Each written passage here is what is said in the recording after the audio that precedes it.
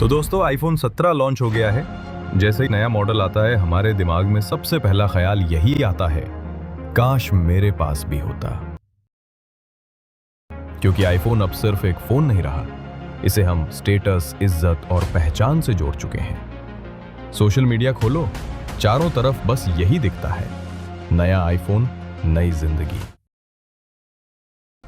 और हम सोचने लगते हैं, क्या सच में मेरी जिंदगी अधूरी है अगर मेरे पास आईफोन नहीं है? लेकिन असली सच्चाई क्या है? एक मिडिल क्लास इंसान जिसकी महीने की सैलरी 40 से 50 हजार है, पहले से ही किराए, बच्चों की फीस, घर के खर्चों और बिलों में उलझा है। और फिर भी जब वो नया आईफोन खरीदने का सपना देखता है तो स्टोर में सेल्समैन मुस्कुराकर कह देता है, सर ईएमआई पर ले जाइए, बस इतना सा अमाउंट देना होगा। दोस्तों वही इतना सा अमाउंट धीरे धीरे बोझ बन जाता है। सैलरी आते ही ईएमआई कट जाती है, महीने के बीच में जेब खाली हो जाती है और फिर स्ट्रेस, टेंशन और गुस्सा सब घर तक पहुंचता है। अब जरा दिल पर हाथ रखकर सोचो, क्या सच में सिर्फ एक लोगो, एक ब्रांड, एक दिखावे के लिए हम अपनी शांति बेचते हैं? क्या वो कैमरा, वो फीचर, उस चमक का महत्व हमारी नींद, हमारी खुशियों और हमारे बच्चों की जरूरतों से ज्यादा है?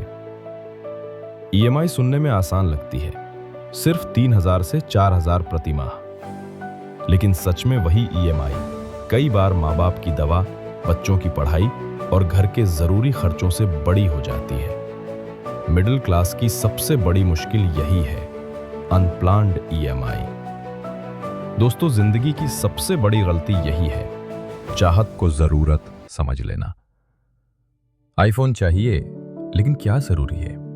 अगर पुराना फोन अभी भी काम कर रहा है तो सिर्फ दूसरों को दिखाने के लिए नया लेना, यह समझदारी नहीं, यह धोखा है, खुद के साथ और अपनी फैमिली के साथ। याद रखो, ईएमआई का मतलब सिर्फ आसान किस्तें नहीं है।